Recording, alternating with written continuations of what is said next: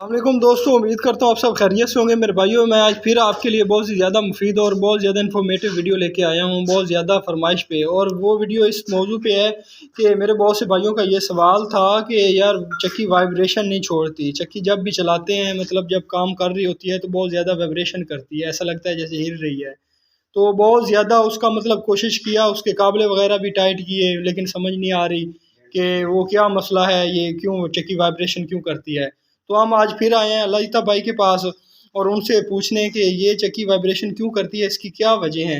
ये मतलब फुडिशन भी इसका ठीक होता है, ज़मीन पर ये फुडिशन पर ये ठीक से लगी हुई होती है, उसके बावजूद भी ये इसके पाँव वगैरह भी मतलब ठीक लगे होते हैं, उसके बावजूद भी ये वाइब्रेशन बहुत ज़्यादा करती है, हिलती रहती है। तो उससे बहुत ज़्यादा नुकसान होते हैं, मतलब बैरंग वगैरह के या बेल्ट वगैरह के। तो हम आज उनसे सब पूछेंगे कि ये क्या वजह है कि ये वाइब्रेशन करने लग जाती है और किस वजह से इसको वाइब्रेशन को ख़त्म कर सकते हैं। जी अस्सलाम वालेकुम अलाइता भाई। अलाइता भाई, हमारा सवाल ये है कि मेरे एक दोस्त ने पूछा था कि ये चक्की वाइब्रेशन क्यों करती है। बहुत ज़्यादा इसको मतलब इसके काबले वगैरह भी टाइट किए हैं, इसको बहुत ज़्यादा से मतलब ठीक से इसको फिट किया है, लेकिन फिर भी ये वाइब्रेशन करती है। ऐसा लगता है जैसे कि इसका फुडिशन मतलब इसके पाँव ठीक से नहीं लगे हुए। तो इसकी क्या वजह है जो मालूम नहीं हो रही कि ये क्या मसला है, फिर भी ये वाइब्रेशन कर रही है। तो हमें बताइएगा कि इस तरह से इस वाइब्रेशन को हम कम कर सकते हैं या ख़त्म कर सकते हैं, और क्या वजह है, किस वजह से यह वाइब्रेशन होती है। आपको चेक करवा रहा हूँ, आप इसको देखें इस साइड पे। पहले आप इसको ऐसे चेक करेंगे, ऐसे हिला के चेक करेंगे, इसमें कोई गाइड वगैरह तो नहीं है या इसमें चल वगैरह तो नहीं है। अभी इसमें बिल्कुल नहीं है, ये बिल्कुल बेहतरीन चल रही है। मतलब इसका बैरंग का हमने साइज देखना है, बैरंग में से किसी किस्म का कोई मसला तो नहीं है। अगर बैरंग ठीक है आपके, ऐसे चक्की भी ऐसे बिल्कुल हाथ से चलाए तो 10-12 गेड़े अगर चलती है जी, ये भी ठीक है, तो फिर इसका मामला जो है ना लाइन का होगा।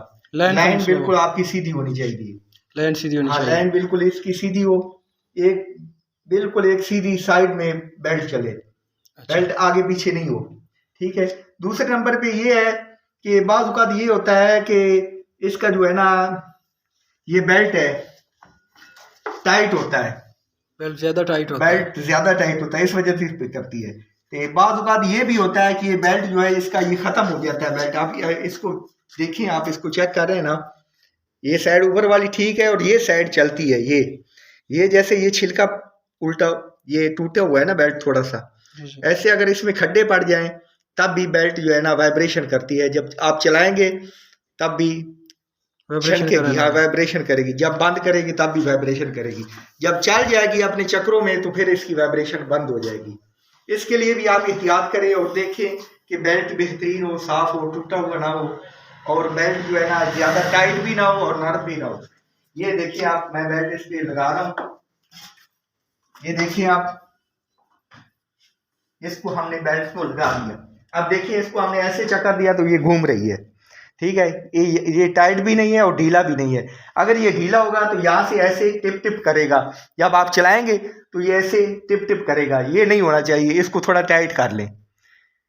अगर ढीला होगा फिर भी ये वाइब्रेशन करेगी। जी, आपने मतलब आपका कहने का मकसद है कि सबसे पहले हमने चक्की के मतलब पीछे जो पुली है, मतलब जहाँ पे पुली लगी हुई है, उसको शाफ्ट को उसको चेक करना है। जी, उसको उसमें चेक करना है कि उसमें कोई गाइड वगैरह नहीं हो, पुली ऐसे ऊपर नीचे नहीं हो, आगे पीछे भी नहीं हो, बिल्कुल अपनी एक ही जगह पे हो। उसको जब आप चक्कर दें तो 3-4 चक्कर, कम से कम 10-12 चक्कर हाथ मतलब से हिलाने से उसमें जो अंदर प्लेट है जिस पर हल्कियां या ब्लेड वगैरह लगे होते हैं, वो जो शाफट होती है उसमें अगर चल वगैरह हो तो उसकी वजह से भी ज़्यादा वाइब्रेशन करती है। दूसरे नंबर पे आपका बताने का मकसद ये है कि बेल्ट अगर ज़्यादा मतलब ख़राब हो गया है, टूटा हुआ है, तो उसकी वजह से भी ये बेल्ट ऊपर नीचे होगा, उसकी वजह से भी वो करेगी, बेल्ट टिप टिप करेगा, ऊपर नीचे होगा, तो उस वजह से भी वो। तीसरे नंबर पे आप कह रहे थे कि इसका जो बेल्ट है ज़्यादा टाइट नहीं होना चाहिए, ज़्यादा लूज नहीं होना चाहिए।